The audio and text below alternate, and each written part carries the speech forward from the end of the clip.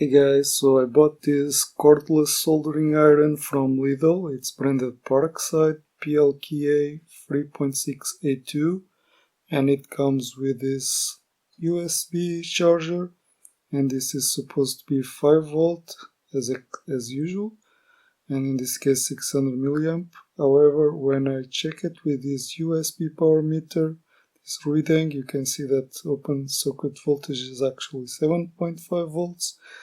And if I put a load in it, this resistive load, you can see then voltage dropping to, in this case, 4.16 volts. And this is a very strange USB charger. It's unexpected behavior, and it can actually be dangerous depending on what you're trying to charge. Actually, if I charge the soldering iron that came with it, it actually is not too bad. Then in this case, as you're about to see, the voltage is a bit over 5 volts, 5.7 volts. With this length of cable that comes with it, maybe drops a bit more, and then it should be fine to charge the soldering iron.